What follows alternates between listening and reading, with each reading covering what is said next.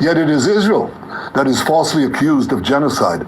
Israel that is falsely accused of starvation and all sundry war crimes. It's all one big libel. But realistically, what impressed me the most was the overt genocide that I was suspecting was going on. That's what brought me there. I was involved into a telehealth network providing advice to young orthopedic surgeons providing surgery in Gaza.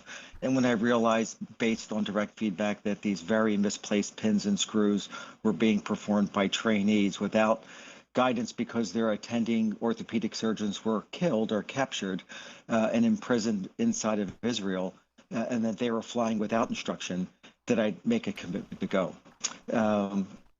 When I got there, echoing what Feroz had said, genocide was the overwhelming impression that I got. There are distinct signs of genocide. First of all, the bombs are cluster bombs. We've taken small pieces of shrapnel, dozens of pieces of shrapnel out of toddlers, infants, and teenagers. The country's 50% children, if not more. Overwhelmingly, our victims were children. I would say 70 to 75% of the people that we operated on were elementary school age or younger.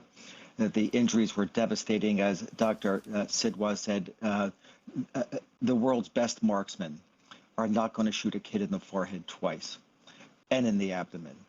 These are midline shots directly aimed, and that doesn't happen by accident. Secondly, the bombing was concentrated at the time of evening prayers. It happened all day long, but it was distinctly, purposefully concentrated when the Muslims were gathered together in tight units, shoulder to shoulder, knee to knee, praying to God while they're being bombed. And the cluster bombs are infinitely more effective when the intended target is concentrated into a smaller location. That defines genocide. The cluster bombs are illegal. The snipers aimed distinctly at children are unethical and illegal. And then, of course, the way that you dehumanize a population is to kill the humans. You deprive them of their medical schools, their clinics, their ambulances. Sure, there was a big American and worldwide justified outcry when the World Central Kitchen vans were distinctly and purposely bombed right through the center of their hoods.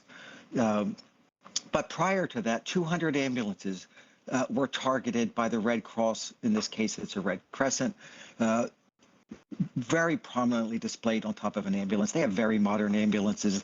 There was no mistaking that they were ambulances that were bombed. 200 were destroyed along with the paramedics. Doctors were distinctly shot. An orthopedic surgeon was shot in his knee while he's operating on a patient because the soldier commanded him to leave the operating room, and he refused to abandon his patient quite ethically. He had his knee blown out across the room.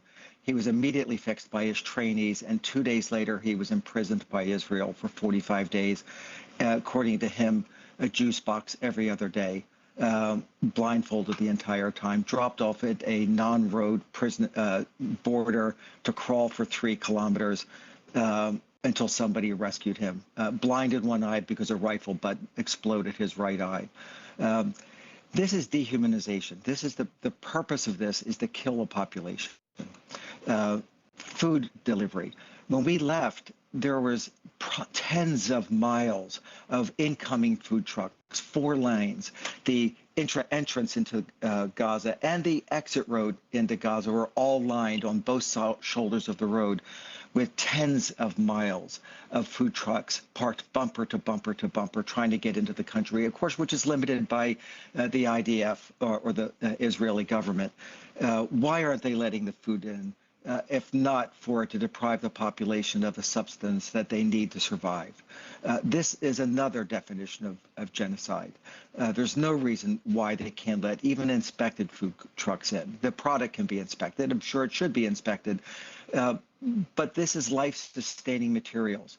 The hospitals, if we didn't bring our orthopedic implants, if we didn't bring our dressings, if we didn't bring medicines, they would be devoid of all of this. Another definition of genocide.